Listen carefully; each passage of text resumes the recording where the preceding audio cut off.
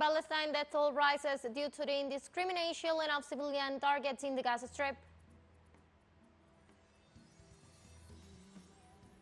In Ecuador, the electoral silence comes into effect on Friday after the end of the campaign prior to the second round of elections on Sunday, October the 15th.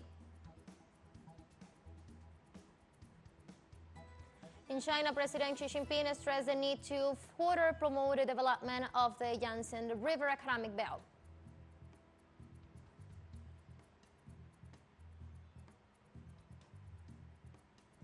Hello, welcome to From the South. I'm Ana Marrero from the teleSUR headquarters in Caracas, Venezuela. We'll be with the news. Stay with us.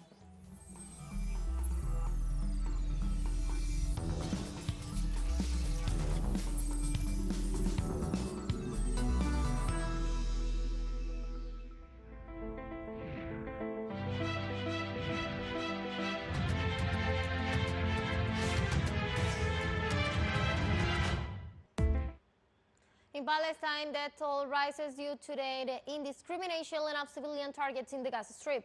Up to this moment, the Palestinian Ministry of Health has reported that the number of dead has risen to 1,800, among them 614 children and 370 women. More than 40 paramedics, 11 UN staff members, and 7 journalists have been killed. In addition, more than 500,000 people have been displaced.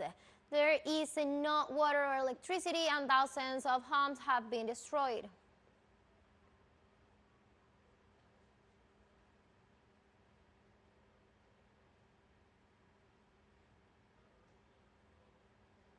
In Lebanon, Israeli bombing left 1 journalist dead and several wounded in the south of the country. They were journalists from Reuters agency on the job.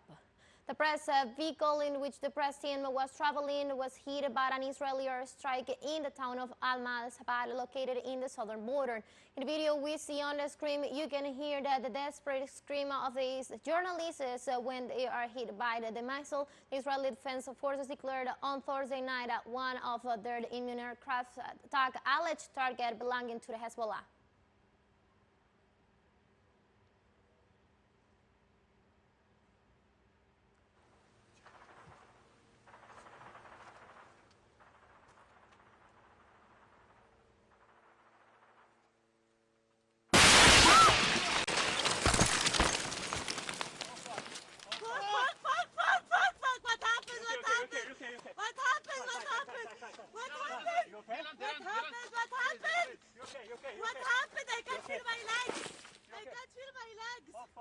In the United States, citizens gathered in the streets of New York to express their support to the Palestinian people. The demonstrators expressed their rejection to the Tel Aviv regime. They also demand Palestinian independence and condemn the decision of the Prime Minister of Israel, Benjamin Netanyahu. In this context, they condemn the act of violence that the Israel regime is currently committed in the Gaza Strip.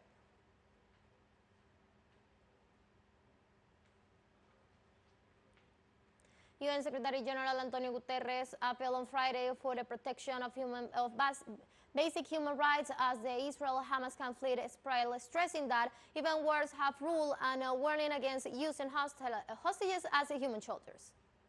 After days of airstrikes, the Israeli Defense Forces have ordered the Palestinians in Gaza City and its surroundings to move to the south of the territory. Moving more than 1 million people across a densely populated war zone to a place with no food, water, or accommodation, when the entire territory is under siege, is extremely dangerous and in some cases simply not possible. Hospitals in the south of Gaza are already at capacity and will not be able to accept thousands of new patients from the north. The health system is on the brink of collapse. Morgues are overflowing. 11 healthcare staff have been killed while on duty, and there have been 34 attacks on health facilities in the past few days. We need immediate humanitarian access throughout Gaza so that we can get fuel, food and water to everyone in need. Even wars have rules. International humanitarian law and human rights law must be respected and upheld. Civilians must be protected and also never used as shields.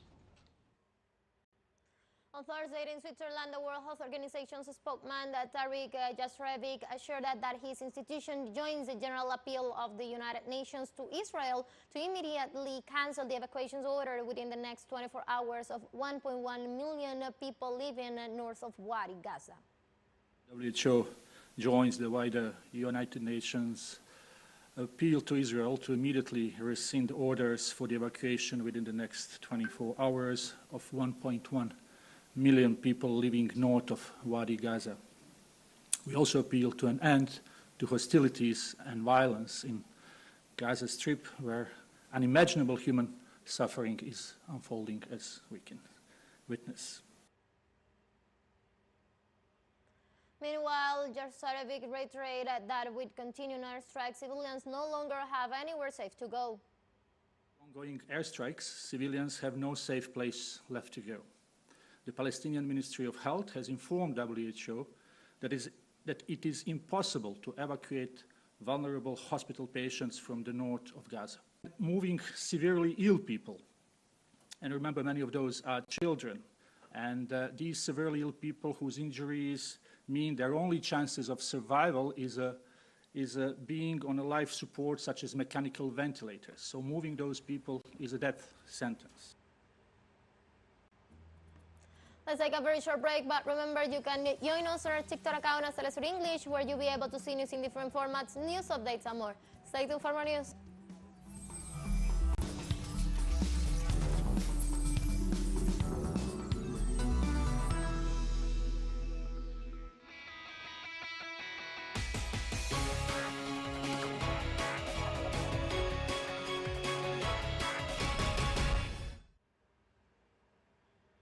Welcome back to From the South.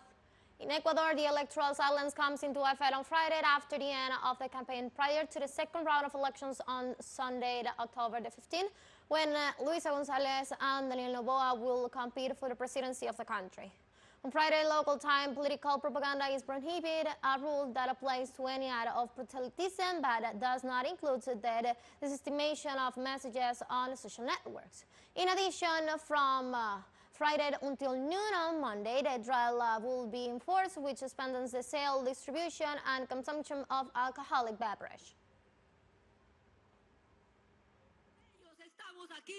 And we are here for them, to give back to Ecuador that just homeland, that dignified homeland, that homeland that has different colors with different skin colors, that homeland that is Montuvian like its president, that homeland that is black, that homeland that is indigenous, chola, mestizo, and that is covered by a single flag.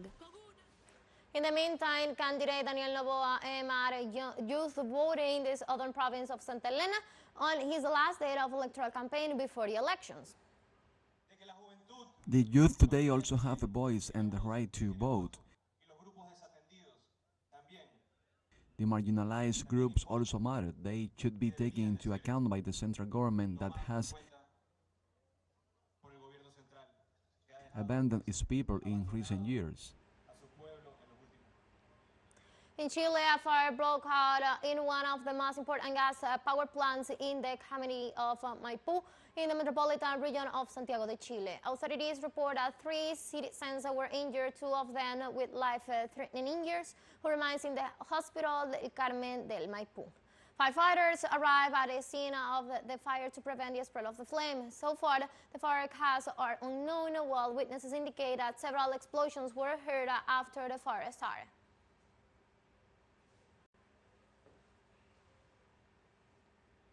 The President of Mexico, Andrés Manuel López Obrador, reiterated on Friday that the United States is seeking profit from criminal, economic, commercial, and financial blockade of Cuba. In his morning press conference at the National Palace, López Obrador spoke about the Venezuelan case and compared it with the Cuban one. The president said that in Cuba, the blockade has been promoted by those who have taken economic and political advantage in the United States for the last 60 years, and even by legislators who promoted to stay in office and be re-elected. He points out that the blockade does not solve anything and only harms the people, makes them suffer because it is inhuman and no one has the right to harm another people.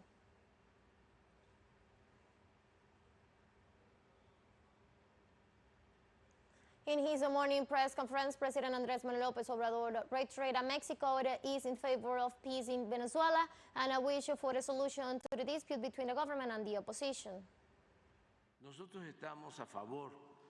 Well, we are in favor of conciliation, of reaching an agreement in Venezuela, and we have information that members of the government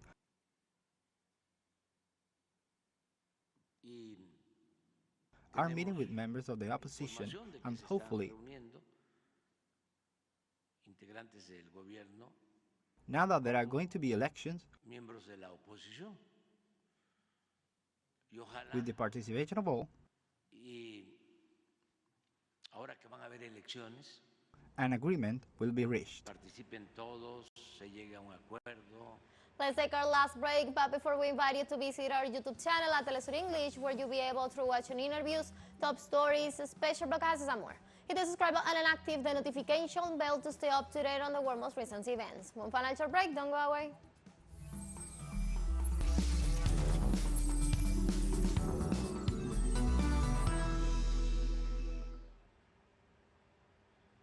Welcome back.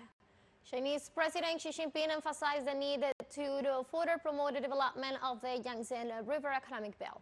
The statements were made during a symposium on the economic belt, in which he also points out the importance of prioritizing eco-environmental progress. Likewise, he considered it necessary to promote innovation and industrial modernization, connection national and international markets. In this context, this region represents about 40% of China's population and GDP.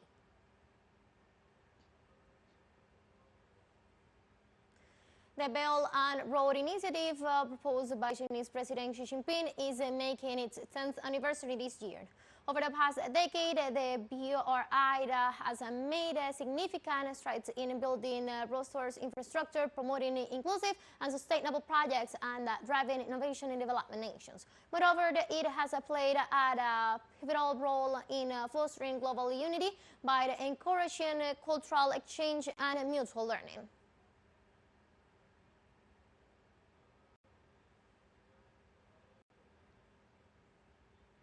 A judge in the southern town of Second Court on Thursday evening overturned the removal of imprisonment opposition political Osama Sonko from Senegal's electoral rules, preventing him from standing as a presidential candidate.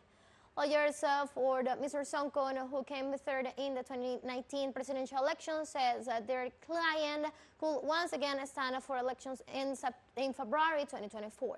In a statement published by the news websites, however, that the state's judicial agent said that the state will appeal against the judge's decision and that Mr. Sonko could still not be a candidate.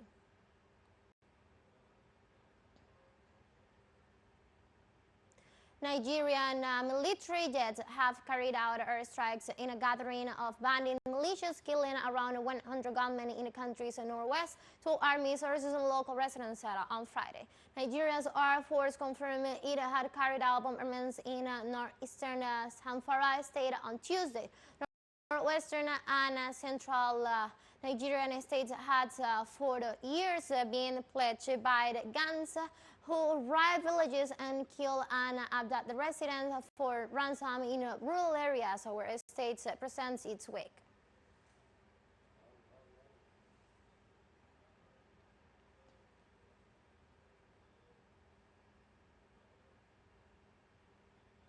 In the United States, the head of the Southern Command, Laura Richardson, desecrated the work of the media of Latin America and the world. Among them are informative multi-platform teleSUR.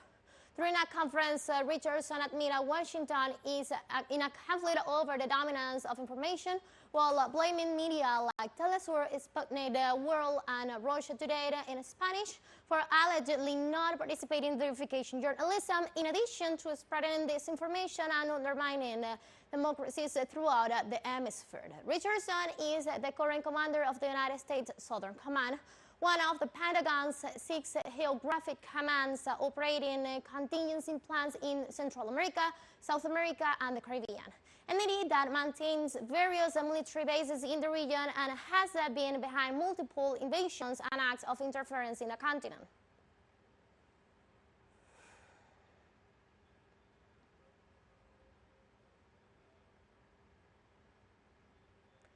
teleSUR received statements from the head of the United States Southern Command, Laura Richardson, as a threat that, far from intimidating our multi-platforms, reaffirm our commitment to continue seeking and transmitting the messages of those who have been silenced in their attempts to promote their process of unification and transformation in favor of the true democracy of peoples.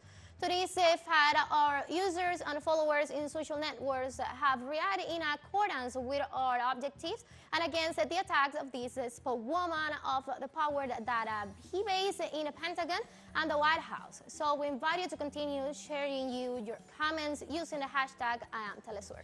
And with that information, we have come to the end of this news brief, but you can find this and many other stories on our website at telesurenglish.net. You can also use our socials. We're on Facebook, on Twitter, and on Instagram as well. For teleSUR English, I'm from the South, I'm Marrero. Thank you for watching.